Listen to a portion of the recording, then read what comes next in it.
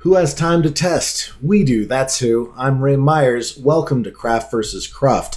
And today I'd like to revisit what has been far and away my most popular video on the channel, which is the Refactoring a Donut video. So thank you for everyone who's checked that out and left comments. And there's one comment especially I want to revisit, which is by Hans, aka Adiafros, who has pointed out that I didn't quite do what I intended. It was intended to be a pure green-to-green refactor, as they say, like no change in functionality. Every operation that I did in order to make the code, more maintainable was, in theory, a provable operation. However, I was doing it by hand in a text editor, not a lot of IDE assist. Also, we did not start with any unit test, it being, an obfuscated C challenge that had just been repurposed. Definitely potential for error, and there was at least one error made, and he noticed this, that there was an off by one error 22 minutes into the video, as we'll see. I'm thrilled that even anyone watched that long into the video. It was like an hour-long video of me refactoring some C code, so I'm really glad for all the people that have found it really interesting, and especially watching to that level of detail of catching that little calculation mistake. So for this one, I want to talk about, how might we prevent that sort of situation? Because, I wasn't really that concerned that the ASCII art, end up looking a pixel per pixel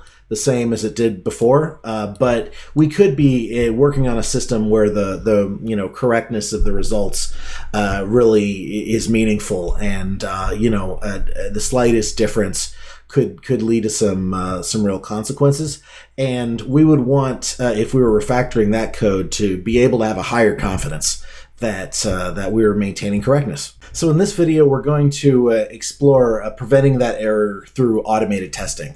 But I also want to point out that, the way it was found was through peer review. In this case, almost a pair programming scenario of another person sort of, watching as I worked and noting that, like, oh, that one step, you're not doing exactly what you think you're doing there. And I've done pair programming for years, in fact, and that is definitely, a way that a lot of defects get prevented.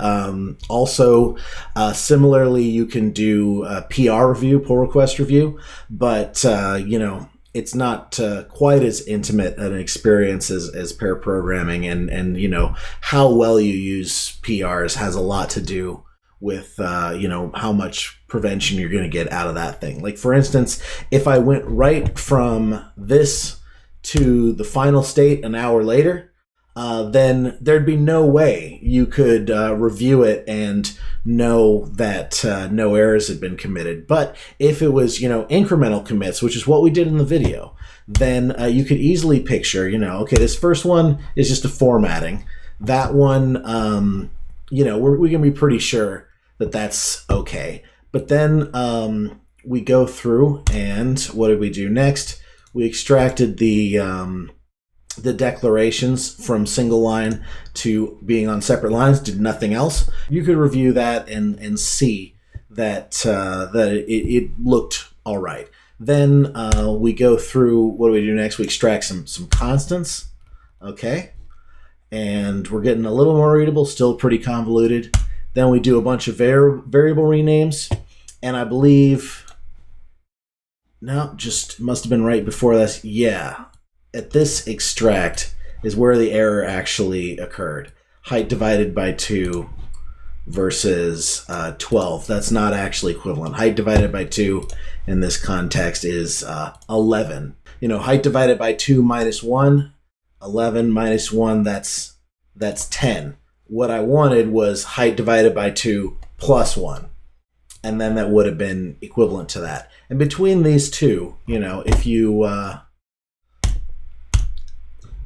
let's say you just were to look at that diff.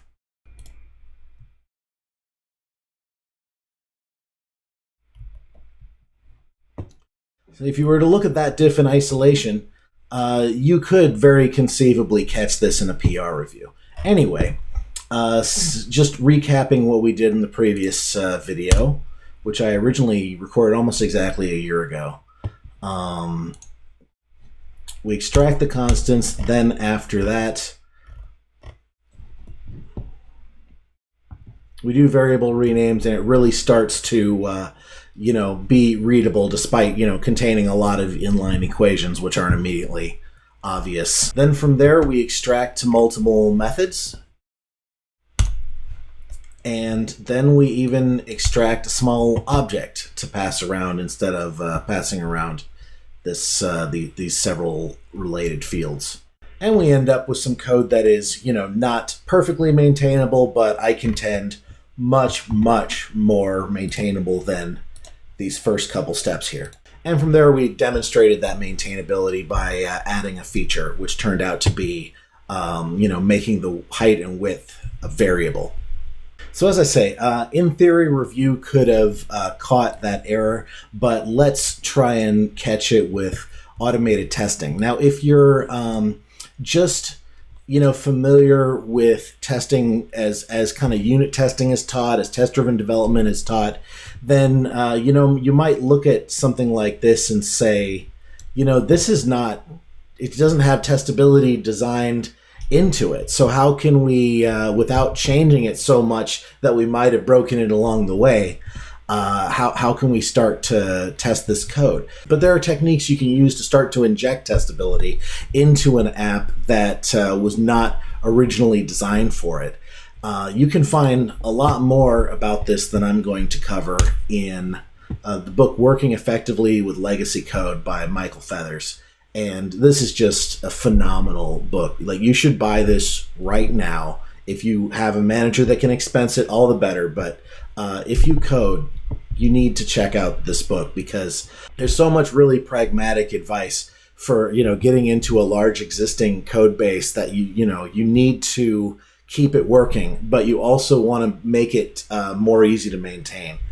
And so we're going to do something that is very akin to, some of the techniques in this book. We're going to try to find what Michael Feathers calls a seam and check the outputs at that point and, start to get confidence that we're maintaining correctness, while the code is still relatively unchanged. So we have our original donut code created by Andy Sloan, and see if we can run this guy.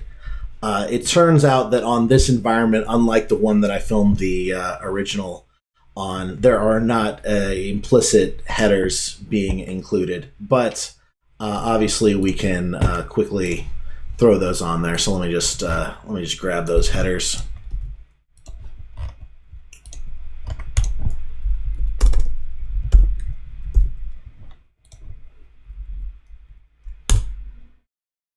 All right, and this laptop also a little faster. We got a MacBook Pro now, so donut's going a little too fast to see there, but we still have our cool spinning 3D donuts, and we're going to unit test it.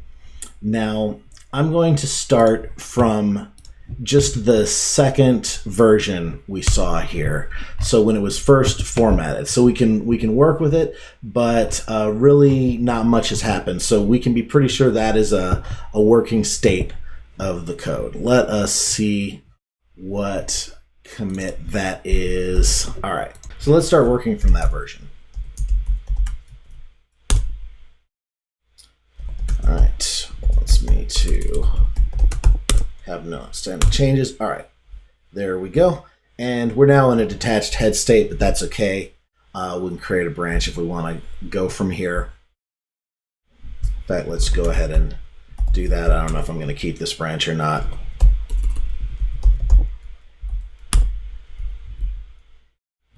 Check out dash B to create a branch. And what am I going to do? Well, this is where you look at code that isn't designed to be tested. There's no, functions with well-defined inputs and outputs, and it can get a little intimidating. You might think, what am I going to do? You know, if I was in Java, I could just have JUnit in there, but you know, what am I going to pull in a testing framework in C? You know, we don't even have dependencies in this context. So, like, how am I going to set up dependency management and all that? How am I going to make this a situation where there's, you know, a single function with inputs and outputs that I can test it? Won't I be, you know, mangling the code a lot in order to do that? Well, you know, this wasn't really made in a unit testable way, but we can get a little bit more creative. We can find another way of maintaining confidence in it. So, having in the last video seen a little bit about how this operates, you know, we're printing to the screen all the time.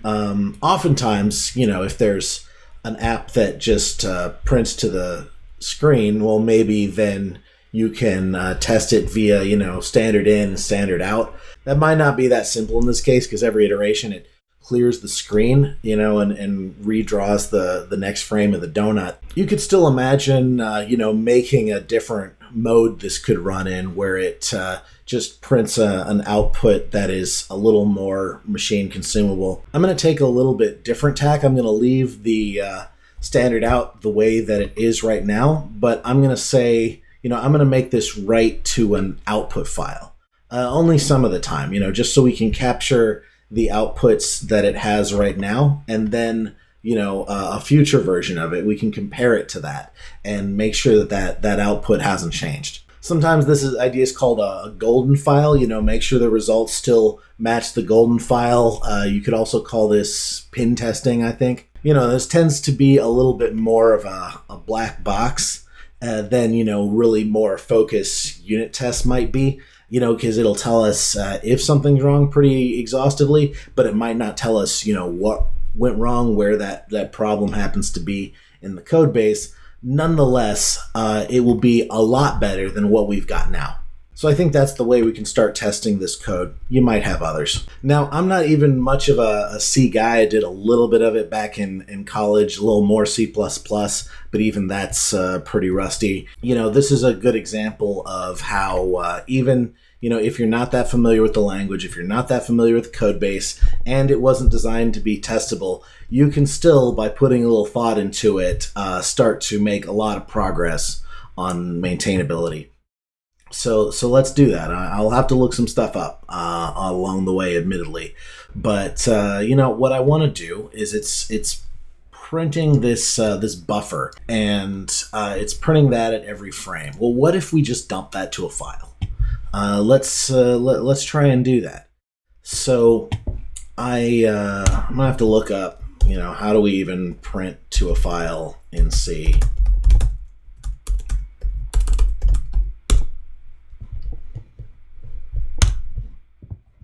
I've done it, but like not in years. So we've got fopen, fprintf, fclose. That looks pretty reasonable. I think that it would probably need some error handling if it were really being done right. Maybe we'll revisit that later. But let's see if we were to create, we'll start just here.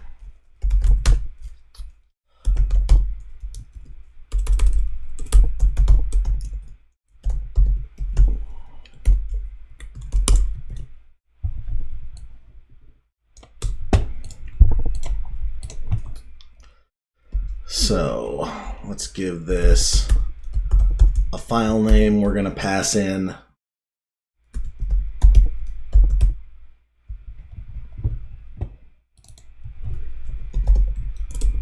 Let's actually start with a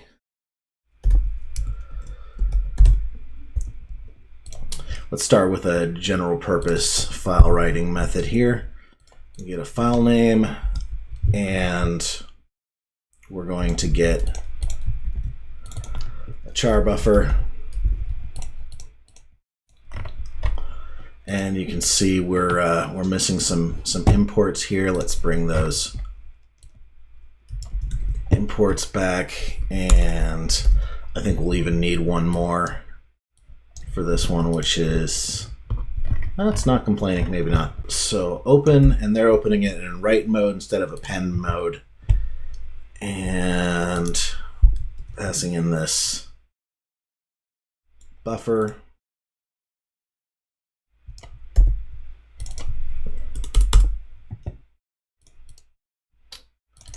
Closing, they're calling it FP for file pointer. I kind of like just calling the file. You already know if you watched my last one that I don't much go for abbreviations. So let's say then that we're logging one step of this, because the buffer is going to change every time. And we're going to need several different steps to be outputted. So let's count the steps.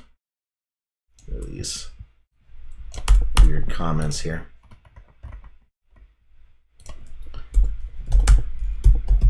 Because I want to know in the output file what step I'm on. I think that would be useful. Initialize that at 0. I'm going to be very careful to not do much to all of this code, right? Which is what I'm trying to put under test, right? So unlike the last video where I started, jumping in and refactoring it, trying to keep the operations safe, I'm going to kind of treat this as a black box until we have, a way of testing it. But after this, I can, put something that's still in the iteration of that loop. Let's log the step that we're on, and we'll pass it the step, which is that number. We'll increment it, and we'll pass that buffer in, which is B.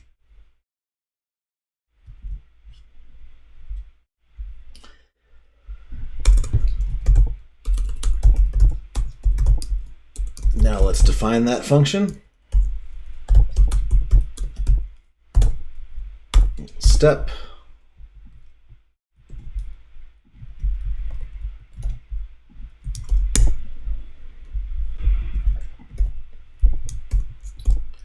So we're going to write to a file. Let's create a little output directory here.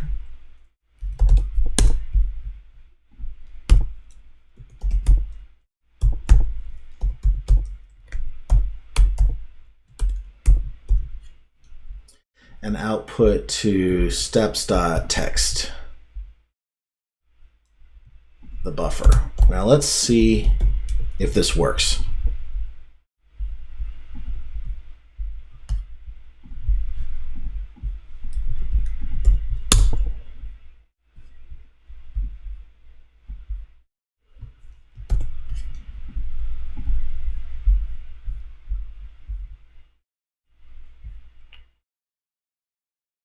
All right, interesting. So the thing is, we've got output lines here, but it's all just going onto one line. And I suspect at every step, it's actually, replacing the file. But that's something we can deal with. But I definitely am not going to be able to see differences if they're, all on one line like this. Now, how does it work properly on screen then? Well, we noticed this when we refactored it before. This is why refactoring, even if you don't keep the results, is a great way to learn a code base. It's going to check, are we on, the 80th column, for instance. Every 80 columns using modular arithmetic here. It's going to say, okay, well, then I'm going to output char 10 instead of the contents of the buffer. And that just happens to be a new line character. So what does that mean? Well, I can't really print this buffer exactly. I'm going to have to loop over the lines in it to properly do this. So, this will be a bit of a pain, but we're going to get a good test out of it. So let's take this buffer size and throw it in. .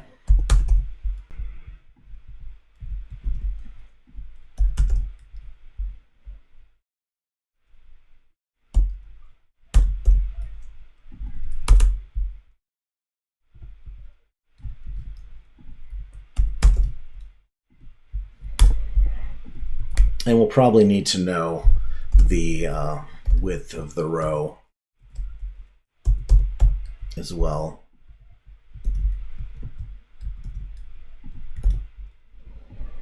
And I'm just going to, make that something you can pass in from out here, so it's not hard-coded within this. Who knows if we'll need to change it, but we're at 80 columns. And we're going to need a different method than this. We're going to need something that allows us to print just a fixed, width of a char buffer that we can pass a size into.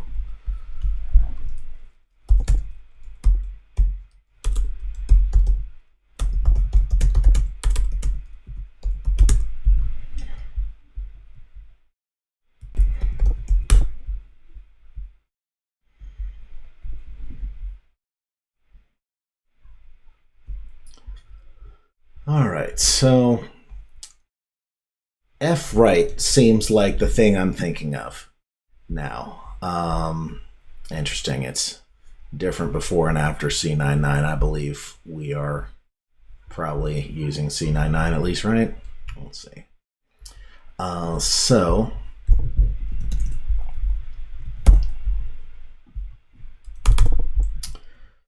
what do we pass in first? Pass in a buffer. Then we're going to pass in maybe a width. Oh wait, that's the size is how big is one element of it. So that size is going to be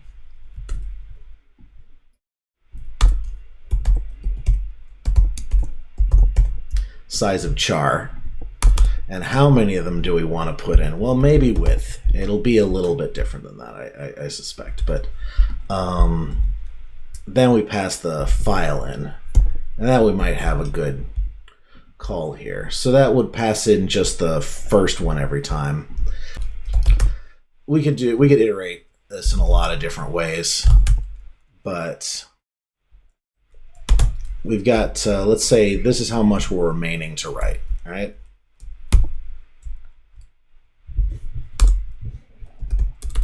And I'm going to say, well, there's any remaining.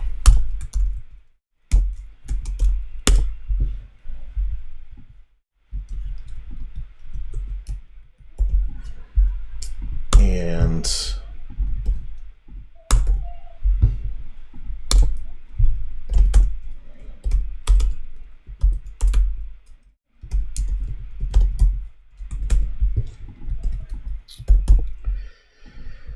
right equals width. Okay, so remaining minus equals however many we just wrote.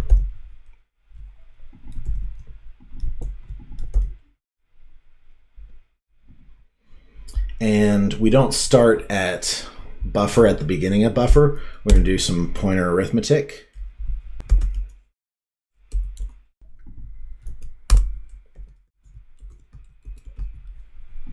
Now this is just the most obvious way to write. I imagine that it's possible to do this with only one variable here, but I don't really care about thinking that through right now. I just want to write a test. So we're going to go to the ith element of buffer and get the address of that, which I believe you would use an ampersand to get the address out of that. And then afterward, just manually throw a new line in there. Now, there's an edge case I'd be worried about here, which is, maybe we don't have width characters left. With the structure of this buffer, we probably would. But I think that the safe thing to do would be to get like the min of width and how many are remaining in the buffer, and then we would know we were we were not, going over the end of the array, which is something you always got to worry about, especially in C, but really anytime. Now, I don't think min is actually in the library. It's just a common thing that gets added. You normally would define it something like, def min equals an A and a B. A less than B, with a ternary. If so, A, otherwise B, but probably using like lots of parentheses around this. Let's just go ahead and get those macros.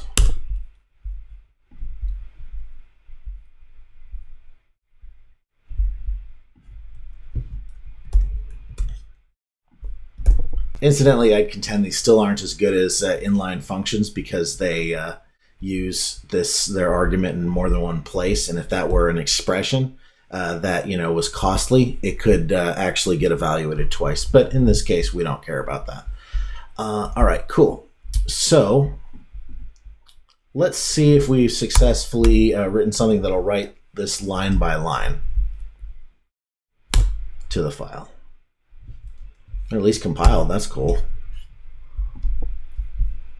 All right, great. We're writing, one step. It's overwriting the file every time now. So that's not great, but we can get around that. So let's do it in append mode. But we're also going to want to, clear it out on the first time. So subsequent runs of this thing don't just append more and more output. So let's see, how do we do that? Could it be that we just do remove file name here? We get lucky.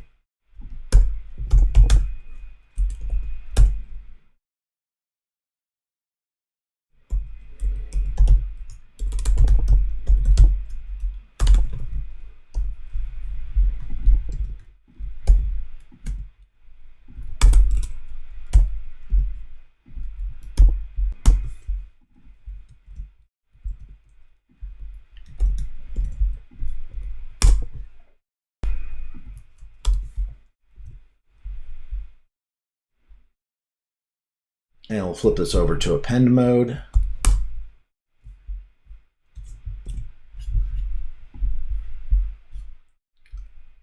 All right.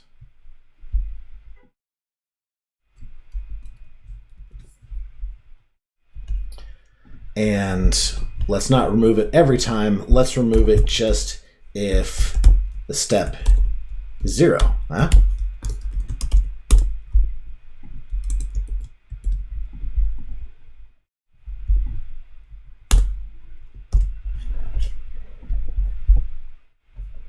Awesome. Look at that. We've got lots of output here.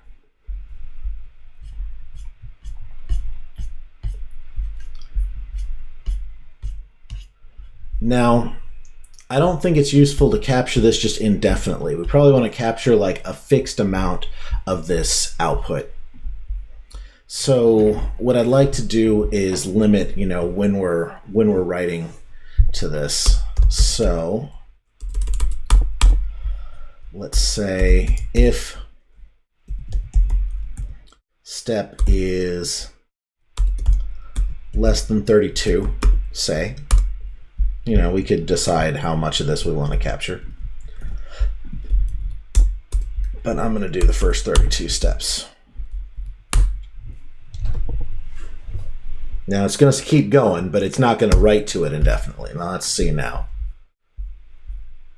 Yeah, it stops at 701. Let's see. Each of them is about, 23 characters high or something.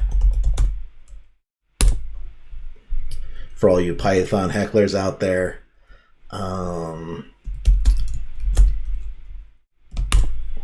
Okay, yeah, math's a little off, but yeah, so something like this. So yeah, there are 32 iterations of this, and it stopped writing there. Now, I contend that we would have, a pretty good test if we were able to, save this known good state and be able to, compare it against, a subsequent run to make sure, are we outputting, exactly the same donut phases for the first 32 steps. That would be pretty good.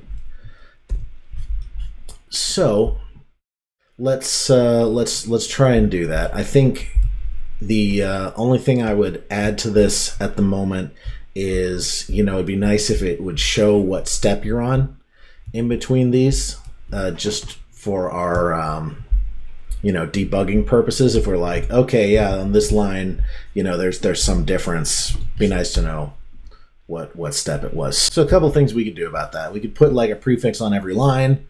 Not a bad idea. I'm going to just put a header, in between these that identifies what step we're on. So let's make a header.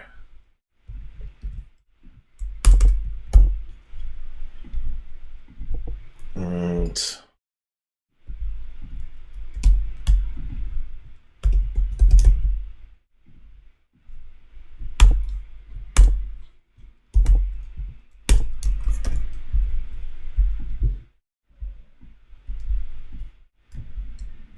bring this guy down to where it's used. So how's sprintf work again?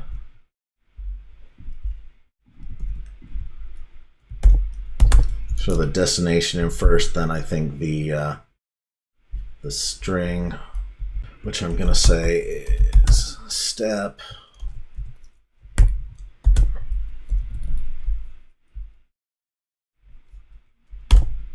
The new line, and give it the step number in there.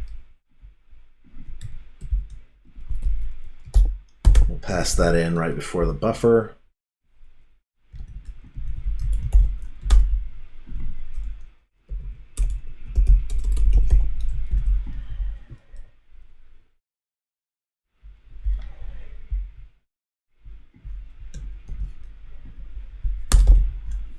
Print that right at the beginning. See how we do.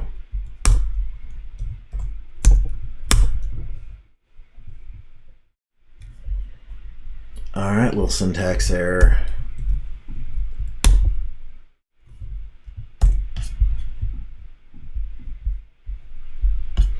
All right, cool.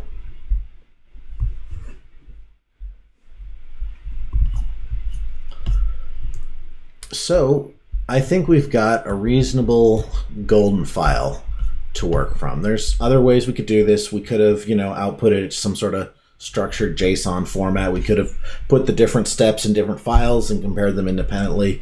Pros and cons, but let's go with this. Now, what I'd like to do is compare this against a later version that we've established is slightly broken, and verify that this actually catches that issue. So let's take this and mark this as our golden copy. And we'd like to take this, debugging instrumentation and, move it. There's not much that needs to be, added in the code itself. That's why we can be pretty sure this seam is not actually breaking anything by introducing it. But we want to be able to, call it from another version of the code. So let's actually move this out.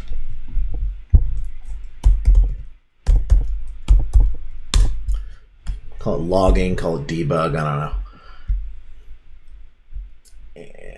And see if I can remember how to include a file from another file in C. It's a little different than more modern situations here. We're going to need at least standard IO, maybe more than that. But we're going to make a header file. As I recall, you just copy the ones you want to use just right into here,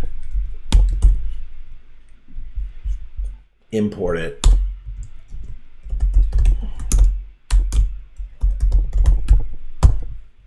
quotes, not brackets. And importantly, this won't compile, I don't think. Yep, linker failed. But add it, and we're adding it in the documentation too, so we don't forget later.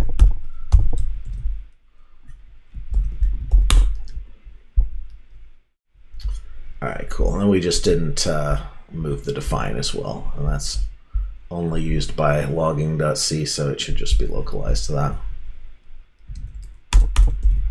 Could also put it in the header file. Be no problem doing that if we wanted to share it.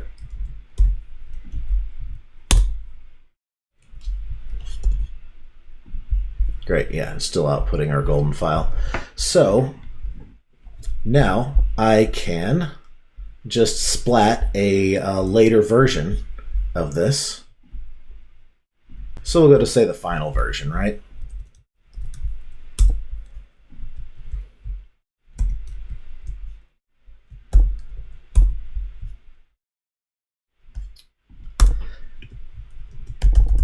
And we'll just include logging again, and we'll get that instrumentation into this one, which should be even easier than doing it with the other one. Again, all we need to do is initialize a step,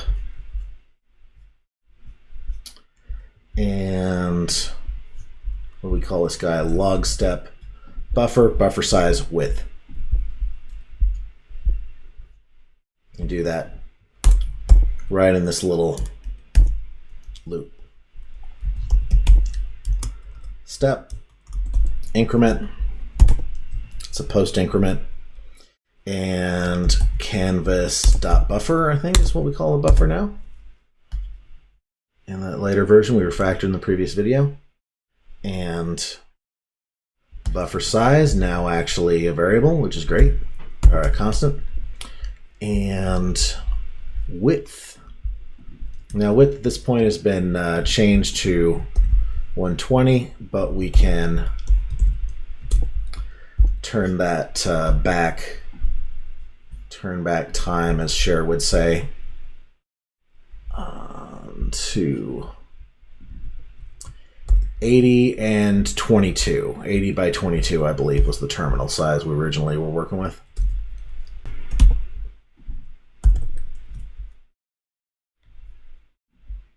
All right. So let's see what this looks like.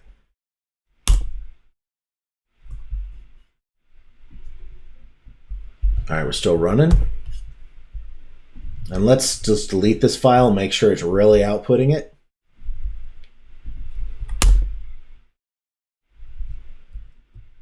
Looks like it's making a file. And here we can see what was pointed out about the dimensions being a little off. It's now cropping the top of the donut, which is no good. It's so, how do we then test that this is still meeting the golden file, which it's not, is we just diff these two files. So even if the difference wasn't obvious to us by the top being cropped off, we could just take a diff. Let's do the original first, then the new one, and as you see, found a bunch of differences. So that's where what we could do if we didn't know exactly where that had been introduced. We could actually start going back to what was the last known good state. If we'd had this as an automated test the whole time, we'd have been able to see at every step. We'd just be running that with every commit, and we know exactly where we went wrong. But let's say we're just bootstrapping that in later. We can still go back and see, from refactor branch, look at the history, and go back to the state, like it was good here, it's bad here. We know that at this point. We can go halfway in between, right? And plop in the code at this point, or check it out, from version control, and do our test that we now have at that point and find, okay, well, it was still good at that point, so now let's go halfway in between this one and this one and go here. And very quickly, and even with large numbers of commits, with each check, you can eliminate your search space by half. This is a binary search, except done on the repo itself. And there's actually a tool called Git Bisect that can help you do this in a more automated way. That can be useful some of the time. It's built right into Git.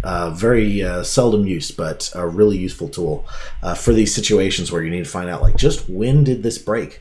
So now that we know it's broken, and we see exactly how we could find out at what commit it broke, we'll ultimately be able to see, height plus 1 or height over 2 minus 1 was not equal to 12. Actually, height over 2 plus 1 was, because height is 22. 22 divided by 2 is 11, plus 1 is 12, right? And that makes an equivalent refactor. And what's more, we're going to know, is there anything else that broke along the way too? So let's run it again. Just to be extra paranoid, I'm going to delete the output file. Yep, showed up again. Let's do that diff.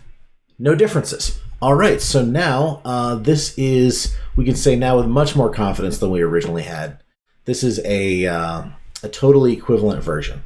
Now, I've actually, introduced something to the code that you say, like, what do we want to do with that? Do we want to get rid of it? Well, we ultimately want to turn this into an automated test, but maybe when we're running it, in production, assuming there's a spinning 3D donut in production, right? That we wouldn't want it to just always output this file. That could hurt performance. So let's make our seam of testability conditional, right? Let's add the ability to turn it off. A couple ways we could do this. I'm going to use an environment variable. I'm going to say this file name, I'm not going to hard code it anymore. I'm going to have it be passed in through an environment variable. So, how do we look up an environment variable in C? When was the last time you had to do that? All right. Maybe it's in standard lib, but get inf. Okay. If it's a string, then this is pretty easy.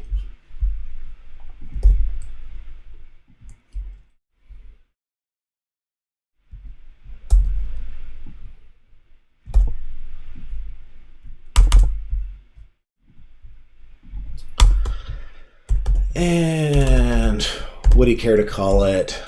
Donut step log file, for instance. Plenty of things we could call it that would be good. Sometimes, though, it's not going to be there. So we're going to check it for being the null pointer, which is what this should return if the environment variable is not present. And you could put it all in an if block. I'm going to use a guard clause. Some inconsistent indentation here. Let's set this to 2 spaces for now. And if that file name is not in the environment, then you'd return. If you really were a freak about performance, you could do something like just check it, the first time. Check it on, the program starting up. Save that to a constant up here, and then just check it. I'm not that worried about it right now, but the option is there. So let's get rid of this this file now, and see it shouldn't actually create it this time because I'm running in quote unquote production. All right, it's unhappy because I'm using I'm storing an array there. This really needs to be a pointer. Char star file name, const char star, just to be extra paranoid. All right, what are we doing? Implicit declaration of function. So let's import standard lib, maybe. All right, cool. And it did not output steps.txt, which is good. Can we turn it back on when we decide to?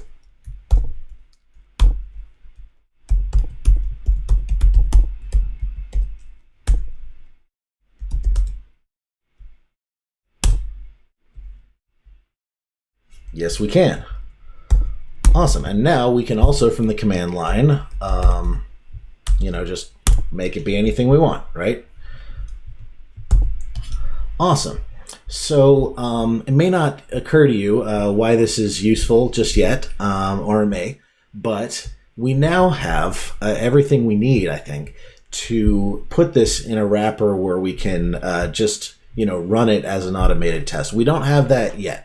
We don't have just the command we can run and it'll say that it succeeds. We have to, do this whole rigmarole of, calling it to create the output file, then doing a diff, and, that's fine. That's even good enough to start to,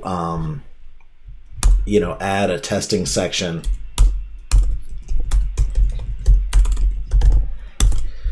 to this. Like, how do you test it? Well,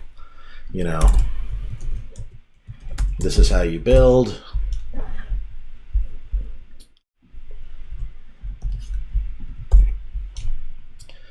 Test, you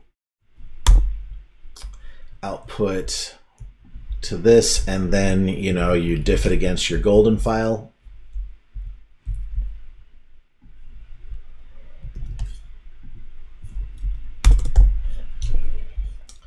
Would have to have this be a, some persistent place in the repo.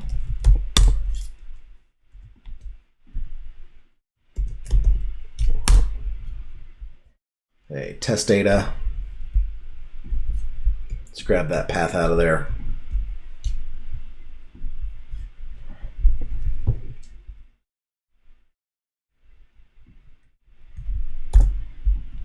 This is good enough to commit, but I think we can get even better. But regardless, let's check out the actual refactored branch here.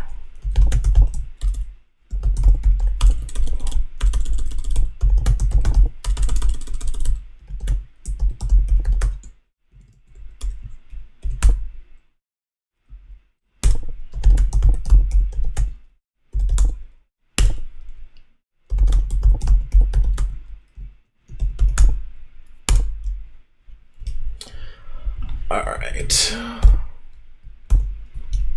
throw that in there. Let's see what the diff is right now. Yeah, we've just fixed that one bug, introduced a space at the end by accident. We're importing the logging, and we're rolling back the height width and just putting that little piece of instrumentation in there. So I'm going to go ahead and commit this. We've got several new files here. We're going to add this test data. We're going to add donut. We're going to add logging. Both of those. Not necessarily going to commit out because that was just like temporary output. You notice there's this VS Code folder hanging around bugging me, so we'll go ahead and ignore that. Nice. Before I commit, I do have tests I can run, so I'm going to go ahead and recreate that procedure.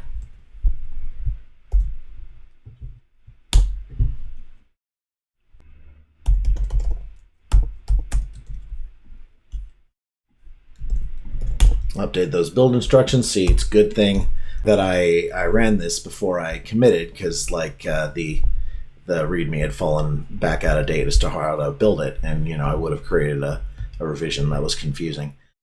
To test, what do we do? We run it with this particular environment variable.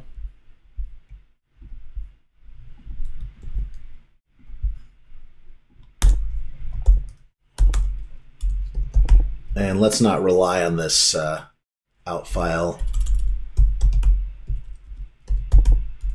Let's just make it present directory for the, so actually better yet, test data steps temp. Yeah, that's fine, whatever.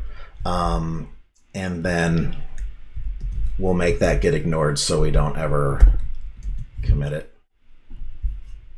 Lots of other places we could put it, but whatever. All right, so nice. Creates it there, and then test data steps golden compared to test data steps temp.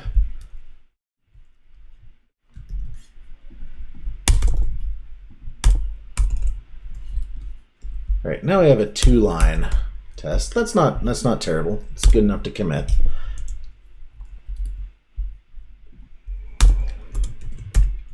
And we have to control C out of this. Otherwise, you know, someone just trying to follow these instructions, it'll run forever. No good. Great.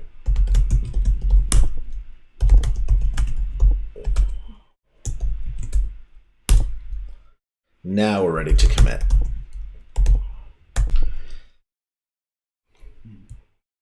And test against golden file. All right. So much better, but we want something we can run just as one command. Let's say I'm not even content with this. Okay, run that, control C out of it. Then you run this diff. Not great. So I'm going to try and script this. And, you know, like I could make a like a Python script that invoked, you know, the donut process and did what I want to do here. I could, you know, make a C file that called the code directly. You know, there's a lot of different ways I could do this. I'm going to do this with a shell script. Let's say that in this context, there's no concern that anyone on my team or the CI environment wouldn't be able to run a shell script and run the diff command in a compatible way. So I'm just going to state that as an assumption. Let's see. Bin sh, is that a good shebang? There might be a better one. I do know that I want this to run in strict mode. And that's not like an official thing, but it is a good best practice here. Yeah, there we go. Let's go ahead and that's what they're doing there. All right. And one of the things, there's several things this does, and you can go research this on this page or another if you like. But one of the things this does is every time it gets to a command, and if that command fails, it returns a non-zero exit code in Bash, it will fail the script right there, and the whole thing will return failure. That is not the default behavior, unfortunately. By default, a Bash script, if it fails at any point, then it will just continue running, and you can hide failures this way. So given, you know, that this is a test script, that would be especially, you know, not what we want. So we want this to fail if any individual command within it fails. And that way, if we're running this in CI or something, we can trust the return code of test.sh as well. So, you know, just to make this self-contained, we should probably build it within there. So that's cool. Build, you know, would be fine to have this in a make file as well, so we didn't duplicate the instructions, but that's beyond the scope right now. And we want to run the donut, but we've established this hangs forever, right? And, you know, so there's a lot of things we could do. We could, you know, pass in an environment variable that says, hey, only run this many steps. That would be a fine way to handle this. I think what we also could do is take this and then wait a couple seconds, right? Like sleep 1 second. And so I'm doing this to run it in the background. I'm going to background the process, and then I'm going to sleep. and then I'm going to kill the process, right? So that means I need the PID. All right, so you wonder, how do you get the PID of what you just ran in bash, but I know that there's a way to do this.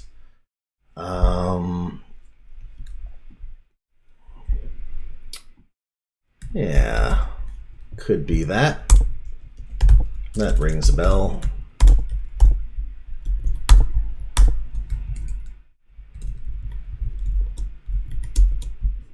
Let's try this.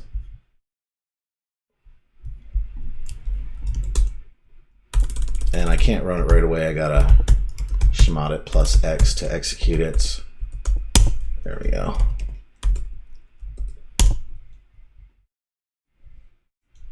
Yeah, and it killed it.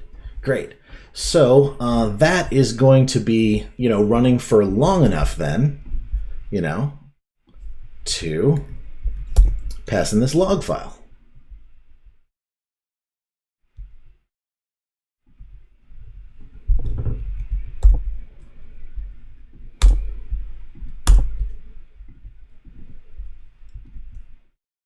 So let's say this is not present.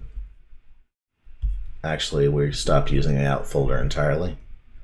It's all about the test data folder now. So if we set this and then run this, then it should have enough time to create the file. Yeah, let me just make sure that wasn't already there.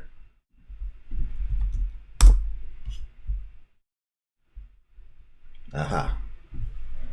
Let's try, maybe it's not, making it into the command. Yeah, okay, that's what we needed. Could I do that with an export? Yeah, that's probably an option as well.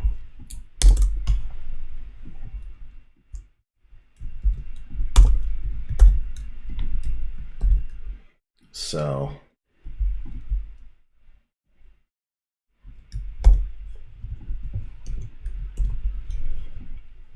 could do that like that to pass it in.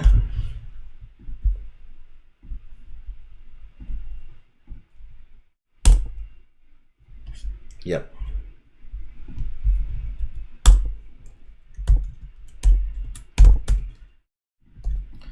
And we'll just remove it in advance.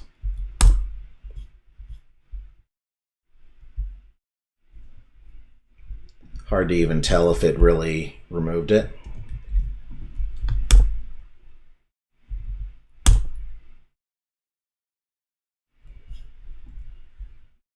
Yeah, okay, it does remove it. The donut process is going to remove the file anyway, but I'm just being overly cautious here. And great, so then we've killed the process. We've got the output, and we'll take this as the golden file.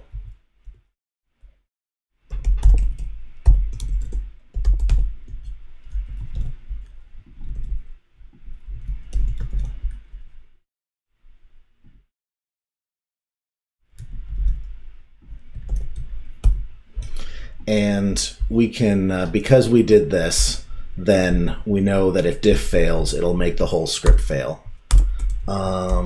So in the next line, we might as well echo success. In, more elaborate bash scripts, you can like explicitly get the return code of the previous thing and react to it, do if statements around it.